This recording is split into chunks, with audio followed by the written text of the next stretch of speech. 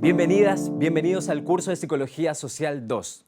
En esta primera cápsula, titulada La crisis de la psicología social tradicional, notas para una nueva disciplina, trabajaremos y abordaremos la introducción a esta clase. Como es tradición, a toda introducción a un curso, nos preguntaremos por la definición de psicología social. En el curso de Psicología Social 1, deben haber visto que la definición de la psicología social está dada por la articulación entre lo psicológico y, por supuesto, lo social. El problema de la relación entre individuo y sociedad, entre la acción y la estructura social, yace en el corazón de toda teoría social y de la filosofía de la ciencia. Por lo tanto, el objeto de la psicología social no es un objeto claramente delimitado. El énfasis excesivo en la delimitación del objeto de estudio solo obedece a requisitos formales de territorialidad académica. En mi opinión, es aceptable en principio la definición del objeto de la psicología social tradicional, que habla sobre la articulación entre lo social y lo individual, a partir de los procesos de interacción y de representación intra e intergrupos. El problema radica en cómo se concibe esa articulación entre los conceptos de individuo y sociedad, y en el concepto de interacción que la fundamenta. La psicología social tradicional, aquella que investigaba sobre obediencia, liderazgo y prejuicios, entró en crisis en los años 70, donde hubo factores tanto internos como externos. Entre los externos destaca las fracturas sociales que se produjeron en los 70, los movimientos contestatarios, la crisis de los valores o los cambios en la estructura productiva mundial, pero por sobre todo el debate y la crítica a los modelos dominantes en ciencias sociales. Entre los factores internos, cabe destacar el ejemplo complejo e impreciso de la psicología social. El conocimiento producido a partir de la experimentación sobre los objetos sociales presentaba una serie de características que resultaban bastante incómodas para la disciplina.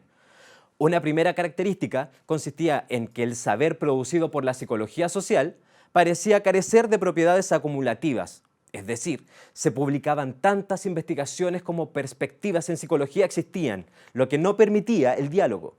Una segunda característica consistía en que las teorías psicosociológicas se presentaban en gran medida como teorías inconmensurables. Es decir, era imposible comparar dos teorías cuando no hay ningún lenguaje teórico común. Una tercera característica consistía en que las teorías psicosociales no reunían las propiedades necesarias para ser refutables. Es decir, nos referimos al problema del depende. La van a escuchar toda su carrera. La suma de hipótesis auxiliares que deben intervenir en una experimentación es tan elevada que no se puede determinar dónde radica el fallo cuando los datos obtenidos no concuerdan con las hipótesis. Como vemos, la psicología social tenía motivos más que suficientes para prestar oídos a las voces críticas. Respecto a la práctica actual de la psicología social, la crisis denotó que el método experimental era disfuncional, al menos por el hecho de crear contextos muy alejados de las realidades sociales. La psicología social convencional se había alejado progresivamente del mundo que se suponía que tenía que explicar.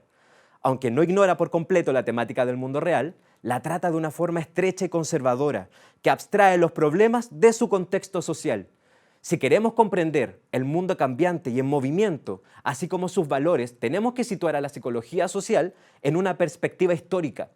La psicología social convencional es con frecuencia estática en un doble sentido. Primero, ignora el contexto histórico y segundo, congela al individuo en el tiempo. La crisis de la psicología social significó un punto de inflexión en su desarrollo, del cual surgieron dos grandes alternativas en la comprensión de la disciplina. Por un lado, seguir llevando a cabo una psicología social como ciencia positiva y por otro lado, se abría a una perspectiva que se articulaba en torno a la concepción de la psicología social como crítica.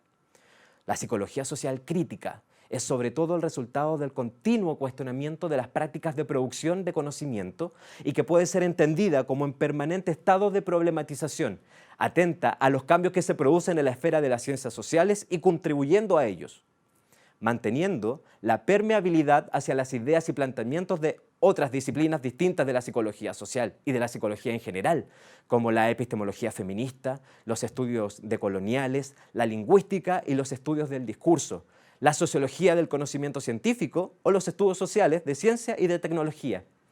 Para concluir, hay 5 puntos que nos permitirán entender cómo una psicología social crítica puede alzarse como una disciplina de estudio y de acción social. En primer lugar, a la vista de muchas de las prácticas que hoy se producen bajo la etiqueta disciplinar de psicología social. Y como resultado de un diagnóstico pesimista, parece aconsejable abogar por un reencuentro con la idea de relevancia social de la investigación.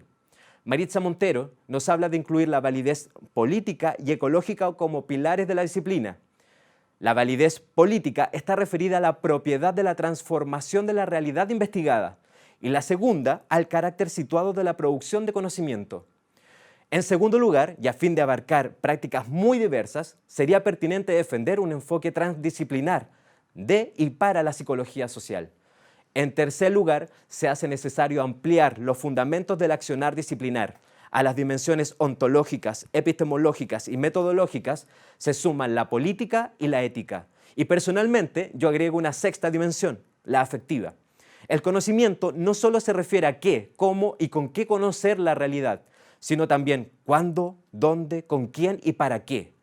En cuarto lugar, parece claro que hay posibilidades que una psicología social de carácter crítico asuma el compromiso de la acción científica con el proyecto de emancipación y transformación social.